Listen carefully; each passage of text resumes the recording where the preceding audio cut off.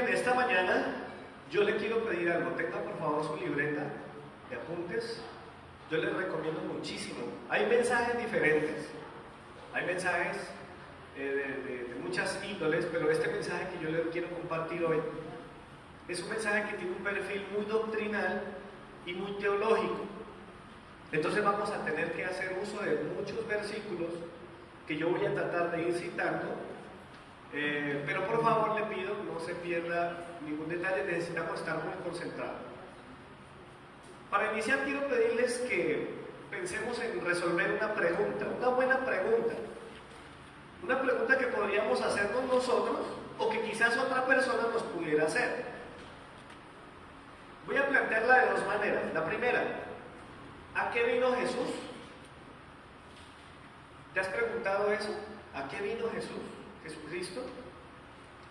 Alguien quizás te ha preguntado alguna vez, bueno, yo no entiendo para qué Jesús vino y por qué hizo todo lo que hizo. ¿Cuál fue la misión de Jesús al venir a la tierra? Esa es la otra posibilidad de plantear la pregunta. Quisiera pedirle por favor a tres personas. Ojo, no hay una respuesta correcta, no hay una respuesta incorrecta. Sencillamente, intentemos despejar esta duda. ¿A qué vino Jesús? ¿Cuál fue su misión? ¿Para qué Él? Tres personas, de una forma concreta, sencilla, no tiene que ser muy amplio, que se quisieran lanzar a responder esa pregunta. Si no hay alguien que se lance, no se preocupe, podemos continuar sin eso, porque yo le tengo algunas de las respuestas que posiblemente nos podría dar alguien que frecuenta una iglesia cristiana. Jorge se animó. A redimir el hombre del pecado. Bien, redimir al hombre del pecado. Bueno, es una expresión bastante profunda, teológica. Tocaría entrar a definir qué significa redimir y por qué redimir está asociado con pecado. Donald.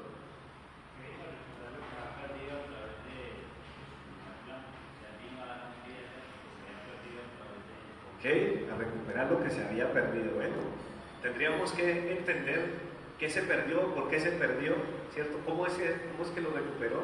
Muy bien, ¿está bien? ¿Said? Mostrarnos cómo vivir siendo hombre. Esa es una de las que yo más he escuchado. Mostrarnos cómo vivir siendo hombre. Muy bien, como ven, creo que los hombres se han desquitado. Dijeron, bueno, en la morada solo vienen mujeres, pero en la reunión solo responden hombres. No, mentira. Dejemos el comentario a un ladito. Bueno, existen muchas posibilidades. Yo estoy seguro que quizás usted no se animó a levantar la mano, pero también pensó alguna respuesta. Ellos se animaron, se lanzaron a decirla, no hay problema. Por ejemplo, entre algunas de las que, y claro está, que tienen sustento bíblico, totalmente. Si una persona se atreve a decir algo respecto a esta pregunta, tiene que tener un fundamento bíblico. Por ejemplo, hay gente que se aferra a la historia de Nicodemo, un hombre muy importante que se fue a visitar a Jesús y había ido a él como maestro. Anote por favor la primera cita, Juan 3:2. En esta cita Nicodemo le dice a Jesús: sabemos que has venido como maestro. Esa es la primera manera como algunos podrían hablar. Podríamos tomar un poquitico la posición que decía Said ahora. Vino a mostrarnos cómo se debe vivir siendo hombre, un maestro. ¿Sí? Yo también creo que Jesús es mi maestro. Yo de él aprendo, él me enseña. Amén. ¿Sí? Rabí, le dice Nicodemo a Jesús: sabemos que has venido de Dios como maestro. Entonces alguien podría decir: ¿a qué vino Jesús? Jesús vino a enseñar. Jesús vino a enseñar. Ahora por favor, anótese por ahí Juan 3:16, bueno, hay unos versículos más abajo. Versículos 16 y 17 dice: de tal manera amó Dios al mundo que ha dado a su Hijo unigénito para que todo aquel que en él cree, no se pierda, mas tenga vida eterna. 17. Dios no envió a su Hijo para condenar al mundo, sino para que el mundo fuera salvo por él. Esta se asemeja un poquito a la respuesta que nos compartió tanto Donald como Jorge. ¿Sí? Vino a salvar lo que se había perdido. Salvar. Nos tocaría ampliar muchísimo el concepto para poder capturar toda la esencia de esto, pero no voy a gastar allí. Otra posibilidad está en Juan 18, versículo 37. Dice así: luego dijo entonces Pilato: ¿luego tú eres rey? Respondió Jesús: tú dices que yo soy rey. Yo para esto he nacido y para esto he venido al mundo, para dar testimonio de la verdad. Todo aquel que es la verdad oye mi voz. Otra posible respuesta tiene que ver con eso. Jesús vino a dar testimonio de la verdad. Vivimos en un mundo muy relativo y decir que alguien tiene la verdad resulta tremendo. Para nosotros en esta época, en otros años de pronto no era tan complicado. En la era moderna, donde todo se tenía que conceptualizar, todo se tenía que definir y argumentar, de pronto no había sido tan complicado, pero cuando estamos en un mundo posmoderno, donde todo se siente, donde todo es relativo, eso depende del punto donde lo mire, decir que alguien tiene la verdad es algo complejo. Por eso a Jesús muchas veces intentaron matarlo, ¿no? Bueno, sigamos. Otra posibilidad está en Lucas capítulo 4, versículos del 18 al 21. ¿Sí? Amparados en la doctrina de la unción, algunos toman este pasaje profético que Jesús hizo en la sinagoga, es un texto profético que dice así: el Espíritu del Señor está sobre mí, por cuanto me ha ungido para dar buenas nuevas a los pobres, me ha enviado a sanar a los quebrantados de corazón, a pregonar libertad a los cautivos y vista a los ciegos, a poner en libertad a los oprimidos, a predicar el año agradable del Señor. Y enrollando el libro le dio al ministro y se sentó, y los ojos de todos de la sinagoga estaban fijos en él. Y comenzó a decirles, noten lo que voy a decir, el versículo 21, dice Jesús: hoy se ha cumplido esta escritura delante de vosotros. Lo normal en una sinagoga, dentro de las cosas que se podían hacer en la sinagoga, era que se sacara un rollo y se hiciera una lectura, pero cuando llega Jesús a la sinagoga, justamente ese día, abre la porción donde se lee exactamente esto: el Espíritu del Señor está sobre mí, y ahí para arriba. Entonces algunos podrían considerar que la razón de ser de Jesús es manifestar poder, una unción para dar vista, para poner en libertad, para sanar, para hacer un montón de cosas.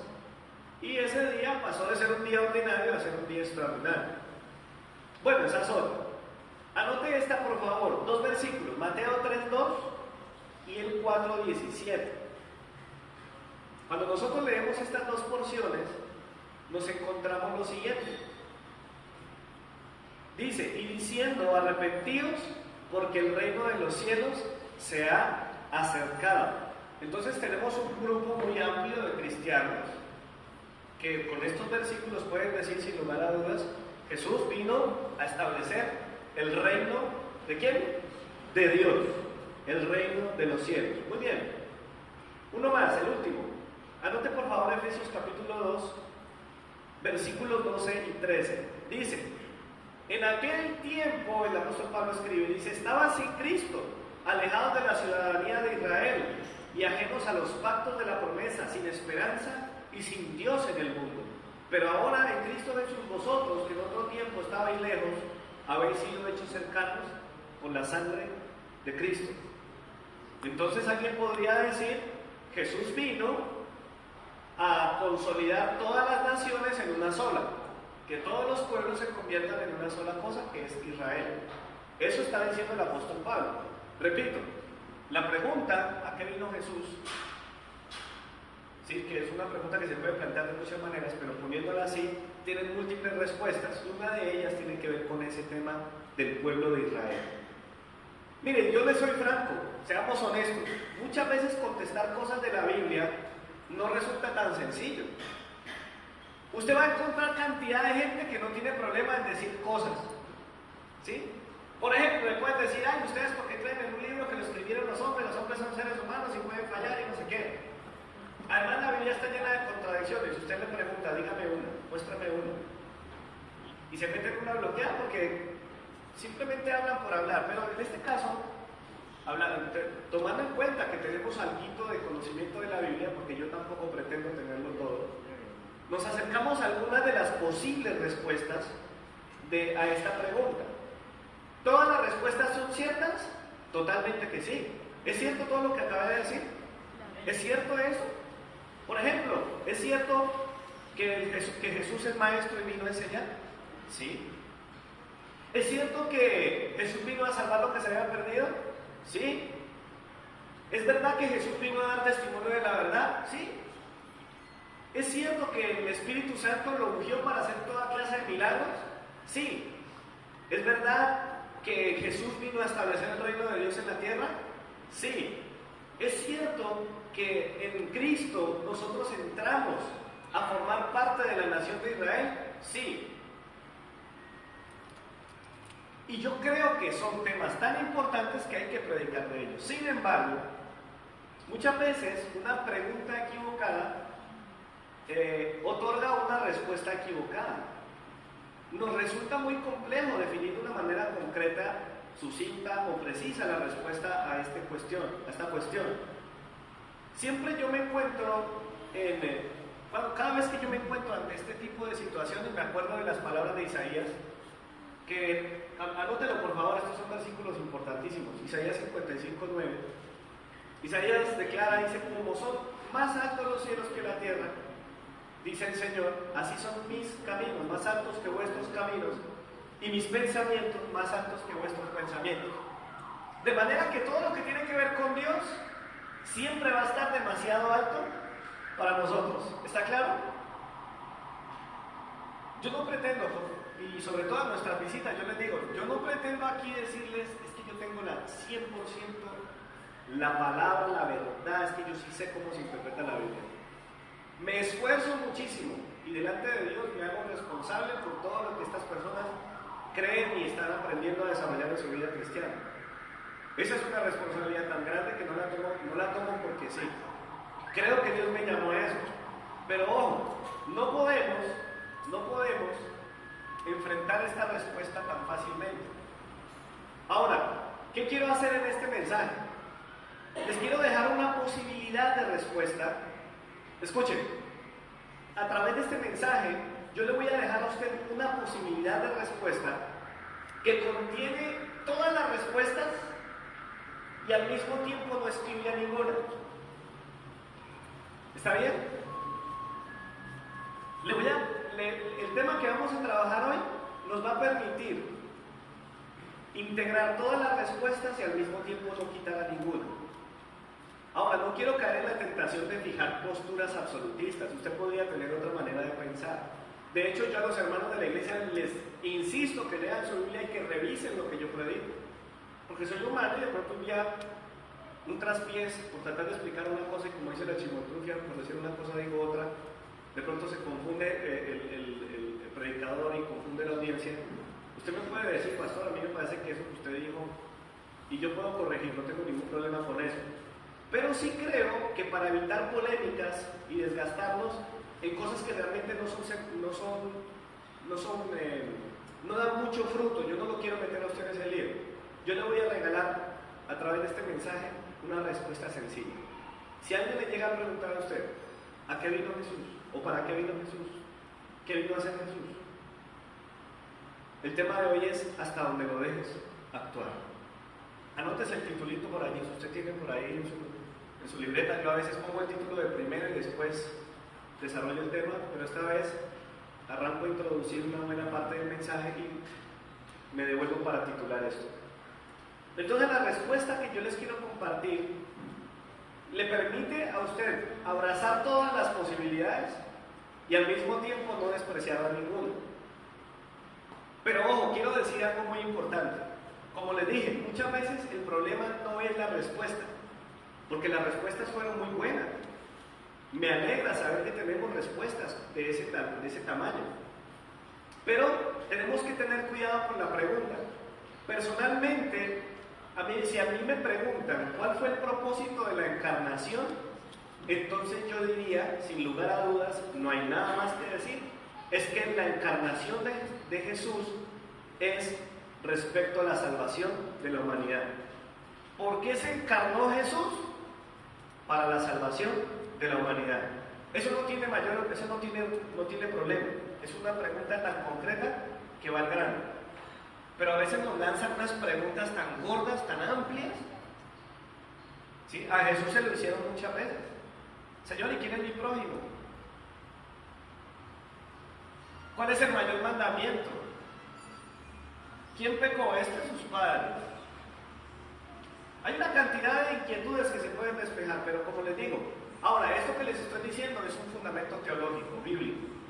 La encarnación, el verbo del cielo, el eterno, se hizo carne con el único propósito de poner su vida por la humanidad.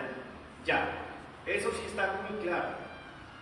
Pero, para poder darle curso a una respuesta objetiva y ampliar el tema, yo creo que no podemos negar que la salvación es solo el comienzo.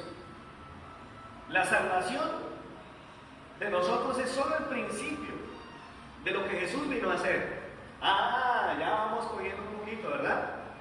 La salvación es solamente el punto de partida. Pero sin ese comienzo, nada de lo demás tiene sentido. Escuchen, si usted no ha vivido en Cristo la salvación de su alma, nada de lo que usted pueda sacar de la Biblia, ninguna experiencia cristiana, nada de lo que usted conozca de fe, tendrá sentido, al menos no según la Biblia. Porque el inicio, se lo dijo Jesús a Nicodemo, es necesario nacer de nuevo. Eso no lo puede hacer nadie más que Cristo, a través de su sangre entregada por nosotros en la cruz del Calvario. Pero, ¿qué es lo que pasa? Si nosotros no tenemos ese punto de partida, podemos caer en una serie de pretextos religiosos.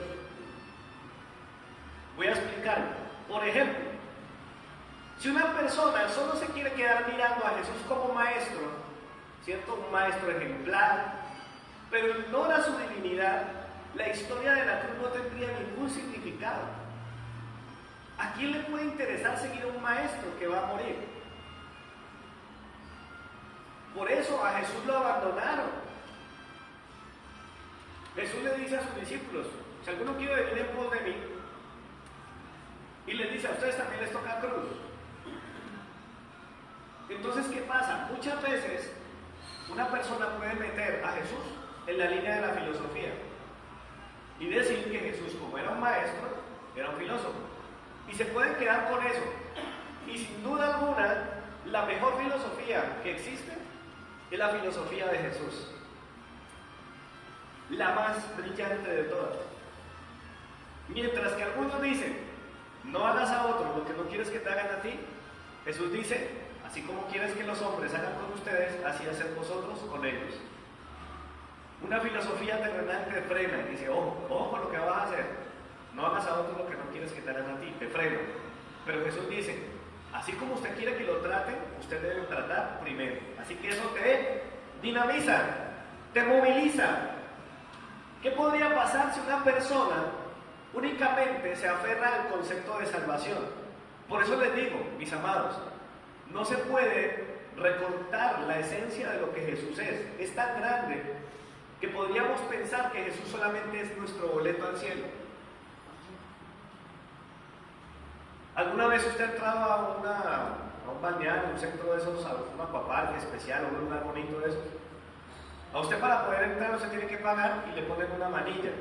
Si usted extravía esa manilla, usted puede llorar, usted puede jurar.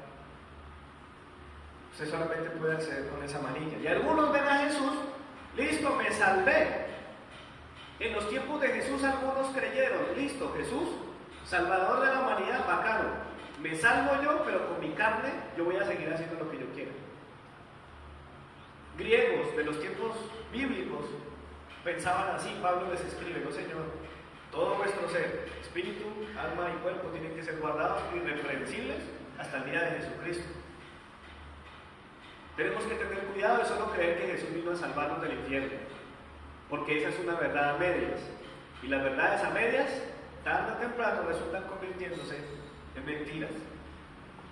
La otra posibilidad que tenemos es la siguiente: la pretensión añeja del hombre, que por tener la razón podría transformar fácilmente a una persona en un orgulloso fariseo que cree que se las sabe todas y tiene toda la verdad. El ser humano siempre ha querido tener la razón, siempre ha querido saberlo todo. ¿Usted sabe por qué el chisme es tan popular? Todo lo queremos saber, todo lo queremos mirar, todo lo queremos contar. Y no nos importa que Dios haya puesto normas. Esa es una pretensión añeja que alimenta el orgullo y nos convierte en fariseos modernos. ¿Por qué razón lo digo? Porque entonces resulta que si Jesús vino a dar testimonio de la verdad, entonces yo puedo ufanarme de que tengo el pleno 100% conocimiento de la verdad. Entendía como mi discurso, yo tengo las doctrinas y las enseñanzas correctas, los demás están equivocados. Yo estoy aprendiendo también. Les doy una vez esa noticia. Si Dios quiere, ahorita en agosto entro a hacer una de las materias que tengo pendientes en la universidad, porque estoy terminando mi carrera como teólogo. Tengo mi licenciatura en teología, pero tengo que terminar una materia para poder titularme como teólogo. ¿Y por qué yo estoy en esas? Porque es que yo no me las sé todas. Y cuando termine eso, tendré que seguir aprendiendo. Por eso, amados hermanos, ¿el lío cuál es? Existen tantas posturas teológicas, tantas reflexiones, tantas interpretaciones, que comparados con otros grupos nombrados religiosos, nosotros perdemos. ¿Por qué? Porque hay iglesias y hay grupos religiosos que todos hablan lo mismo. Hay gente que la tiene clara, todos hablan lo mismo, pero a veces nosotros, pretendiendo tener la verdad única, exclusiva y absoluta, entonces nos desviamos. Así, pensando que la verdad de la que habla la Biblia es un discurso. Cuando Jesús dice en Juan 14, yo soy el camino y la verdad y la vida. O sea, ¿la verdad quién es? Es Jesucristo. De Él se deriva todo. La otra, la unción de Jesús era una evidencia gloriosa del Señor. El plan de Dios incluía, por eso muchísimos siglos antes de nacer Jesús, ya se había dicho que a Jesús le iba a llegar una unción. Él iba a tener un poder, una capacidad, algo sobrenatural. Iba a estar sobre él para hacer todo tipo de milagros. Jesús podría sanar enfermos, dar vista a los ciegos.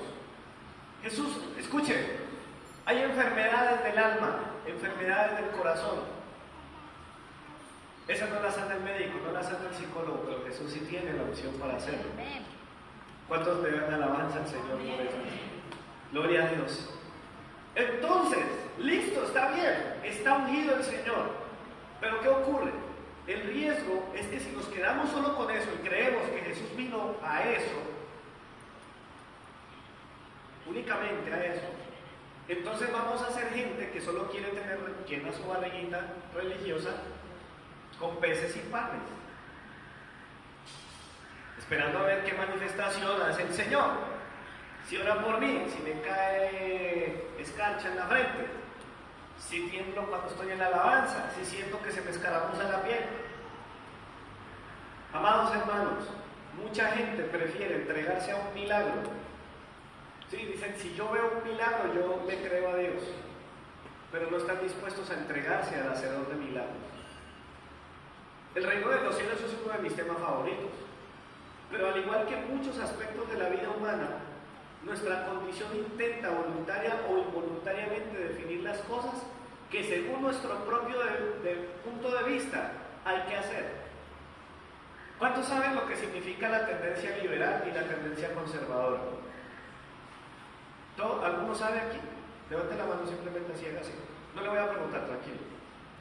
Básicamente yo se lo voy a resumir. Por ejemplo, la tendencia conservadora de algo siempre se va a ir a esas ideas, a esos ideales que son absolutos, ¿sí? Tiene, por ejemplo, la idea del matrimonio igualitario, por ejemplo, no sería algo que un conservador vea bien. Por el contrario, una persona con mentalidad liberal no le va a haber tanto problema. Entonces, la idea es, no, hagámosle. Tengo una camisa roja esta mañana, pero eso no significa que yo sea liberal. Pero las dos tendencias se ven en el cristianismo, ¿saben? Hay gente que cree que las mujeres se pongan falda es un pecado. Ellos dicen que son de cultura conservadora. Y otros dicen, no pasa nada. y se pueden colocar cualquier tipo de ropa y cualquier escote, y bueno, no pasa nada. Tendencias de pensamiento. Nos convertimos en personas que ponen murallas de separación. ¿Y saben por qué mucha gente se cansa de escucharnos? Porque nosotros decimos todo el tiempo que es que a eso a Dios no le gusta.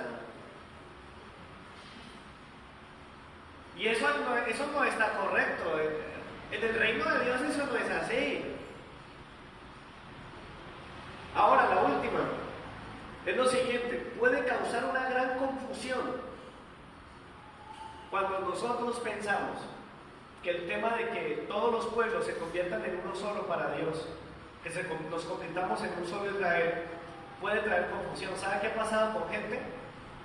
Personas que tomaron el versículo de la Biblia, ahora quieren parecer judíos, quieren vestirse como judíos, quieren tratar de vivir con prácticas hebreas, incluso ya no quieren hablar español, quieren hablar hebreo. Yo estoy seguro que un día todas las naciones nos presentaremos delante de Dios y ante Él seremos una sola. Eso está bien, ¿sí? Los redimidos, los salvados por la sangre de Cristo, aquellos que le hemos entregado nuestra vida al Señor, seremos un solo pueblo, Israel.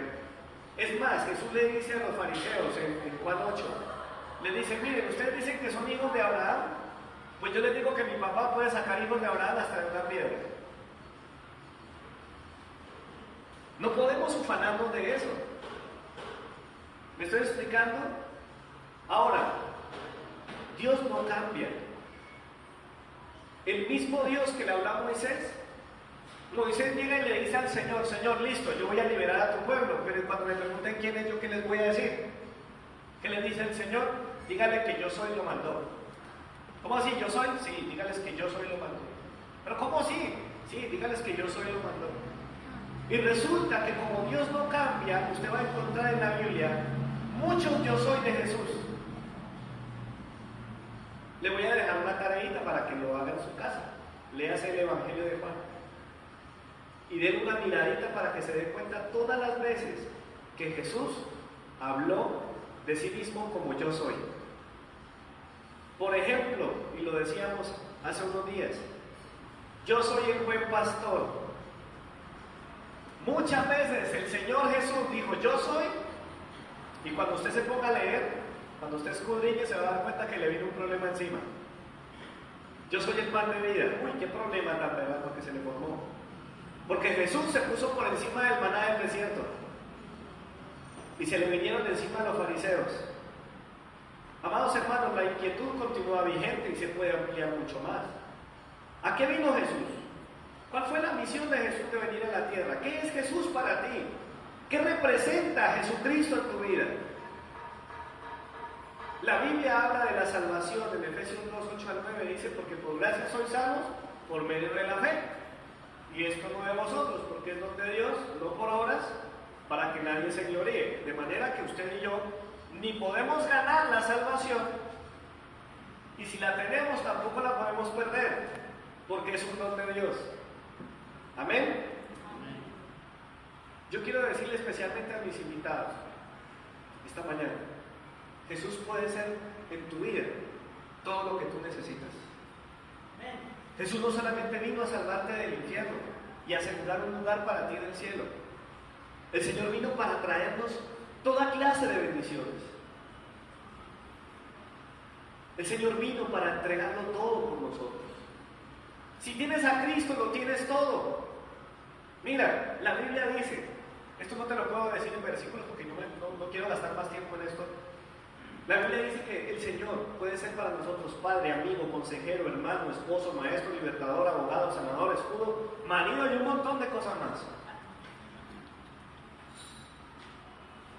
Así que la razón de ser de Jesús, que por supuesto la encarnación fue para la salvación, es tan amplia que el Señor Jesucristo será en tu vida todo lo que tú le permitas a Él ser. Dios es poderoso y podría obligarte a hacer las cosas, poner su mano encima de tu cabeza y obligarte a pensar y a hacer cosas. Pero si no, entonces no estamos hablando de una relación con Dios, estaríamos hablando de una manipulación divina y eso así no funciona. Amado, si usted no comprende la lluvia de posibilidades que yo le estoy mencionando, yo le voy a decir dos cosas. Número uno, todas fluyen de la Biblia. Si no me lo cree, tendrá que estudiar y leer para que se dé cuenta. Y si hay algo, si hay alguna cosa que tú crees que necesitas, o algo que supones que Dios debe bendecir en tu vida y no pasa, es porque seguramente eso va en contravía de la voluntad del Señor. Dice, pero es que Dios para mí, yo le he pedido tantas cosas a Dios y Dios no me las ha dado. Ojo, porque Él es Dios. Tú no lo vas a manipular a Él, Él no va a cumplir tus caprichos. ¿Sí? ¿Qué hijo si quién de vosotros, dice el Señor, si vuestro hijo le pide un pan, le va a dar una piedra? ¿Aló? Así que tú y yo tenemos en la Biblia una cantidad de bendiciones en las cuales tú puedes permitirle al Señor que actúe. Tienes que dejar actuar a Jesús. Y lo segundo, si todavía crees yo me sé algunas, pero no todas, tenemos mucho más que conocer. Y hay cosas que solo tú y yo podremos vivir el día que sucedan esas cosas que a veces nosotros no queremos que sucedan. ¿Cuándo vas a conocer esa faceta del pastor que está contigo cuando atraviesas el valle de sombra y de muerte? ¿Cómo vas a saber si eso es verdad? Lo vas a experimentar el día que tengas que atravesar un valle de sombra y de muerte y entender que tu corazón no se llena de miedo, que tu corazón puede estar tranquilo. Me da mucha felicidad ver a mi hermana llena de fortaleza, con su esposo operado, con su cabeza abierta, recuperándose, con un montón de preguntas médicas, pero llena de esperanza, alimentando de fe a todos los que estábamos ahí. Amados hermanos, ¿por qué digo que solo Cristo va a llegar hasta donde tú lo dejes actuar? Mire lo que pasó con Pedro, anótese esta cita allí, Juan capítulo 13. Es una cita muy interesante. Jesús le va a lavar los pies a los discípulos. Cuando usted llegaba a una casa de aquella época, el empleado más, digámoslo, el más bajo, el de menos rango, el menos importante, era el que se ocupaba de eso. Cuando menos piensan los discípulos, ven que Jesús se agarra un platón, una toalla y se les lanza a lavarle los pies. Resulta que hay un Pedro en el grupo que les dice: Señor, no Señor, a mí no me vas a lavar los pies jamás. ¿Y sabe qué le contesta Jesús? Si no te lavare, no tendrás parte conmigo. Esa es una respuesta muy profunda, yo no se la voy a explicar ahora. Pero ¿qué profundidad tiene para nosotros conocer a Cristo? Si tú no quieres conocer a Cristo como servidor, nunca entenderás en tu vida lo que significa tenerlo a Él. Como dice la Biblia en Filipenses 2, ese es otro relato. Por ahí yo le voy a dejar tarea para el mes que viene y otros más. Aquel que se humilló hasta lo sumo, fue exaltado hasta lo sumo. Y solamente así podremos nosotros tener salvación y tener vida eterna. Quiero concluir con esto, mis amados. Como mencioné al principio, este tipo de preguntas pueden llegar en cualquier momento. No sé si te las has hecho o de pronto te las han formulado. Podrían llegar.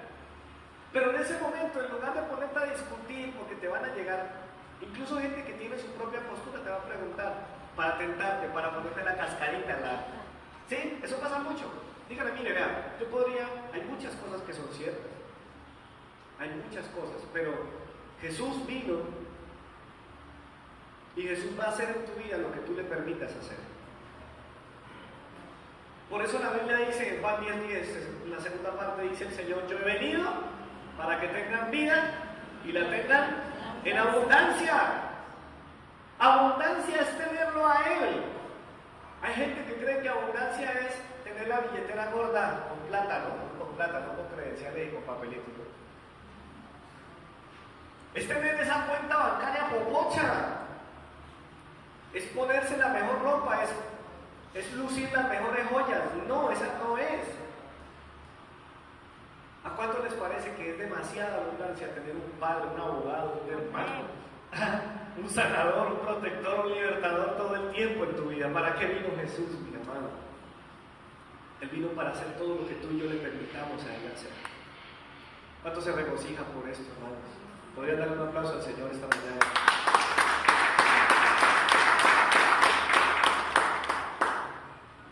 Hermanos amados, nuestro buen Jesús, que es el camino, la verdad y la vida. Ay, me dicen que ya, pero...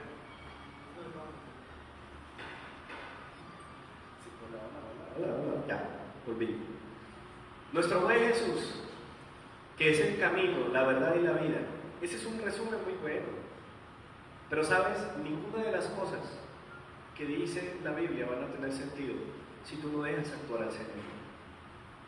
¿A qué vino Jesús? ¿Cuál fue la misión de Él al venir a la tierra? Tú puedes responder de una manera sencilla, que la razón por la cual el Hijo de Dios se hizo carne fue el propósito de salvar a la humanidad. Pero inmediatamente alguien te quiera cuestionar y refutarte tus cosas, podrías devolverle la pregunta. Si alguien te empieza a apoyar y a hacer de todo, ¿por qué no le devuelve la pregunta? ¿Qué es Jesús para ti? ¿Qué representa para ti Jesús? Tú me estás preguntando a mí, yo te puedo dar mis razones, de pronto me las aceptas, de pronto no. De pronto me las respetas, de pronto no. Pero ¿qué es Jesús para ti? Devuélvale la pregunta y va a ver. Si la persona es demasiado terca, se la devuelve otra vuelta y dice, bueno, entonces ¿quién es Jesús para usted? ¿Qué representa para usted Jesús? Y usted podrá decir, bueno, Jesús es para mí todo lo que yo le permita a Él ser. Todo depende hasta donde yo lo deje actuar. Tenemos que ser claros en esto. Y sabe que cuando usted empiece a hablar de Cristo, le va a faltar tiempo para contar todo lo que Él significa para usted. Nos va a faltar vida para explicar todas las maravillas que Dios aumenta de día en día. Y sabe que a través de todas esas necesidades, Dios te puede llevar a compartir el Evangelio y hablar de la encarnación, dando respuesta concreta, y hablar de la salvación, de la razón de Cristo, más allá. Porque Cristo no vino únicamente a ser el Salvador de nuestra vida. Jesús también vino para ser el Señor. Amén. Para un creyente cualquiera, Jesús solo es un Salvador. Pero para nosotros Él es el Señor. Y es ahí cuando tú le puedes decir, Señor, haz conmigo lo que tú quieras hacer. Cuando tú le puedes decir, Señor, yo quiero conocerte más. ¿Quién puede decir que ya terminó de conocer al Señor? No se puede. Llevo ya varios años en el camino del Señor. Ya pasé de 18 años caminando con el Señor. Pero aún falta mucho. Y hay cosas que no conozco de mi Dios. Y solo las conoceré el día que yo lo deje a Él actuar. Porque Jesús vino para darnos vida y vida en abundancia. No es posible resumir en un argumento todo lo que Jesús representa para nosotros, a lo que Él vino. Pero no es tan vacío como decir simplemente que nos salvó, que nos salvó. Muchas cositas sueltas. Yo no sé si usted quiera esta mañana decirle, Señor, yo te quiero dar permiso para que hagas conmigo. Haz en mi vida lo que tú quieras. ¿Alguien quisiera decirle eso al Señor? Yo le invito para que se ponga de pie.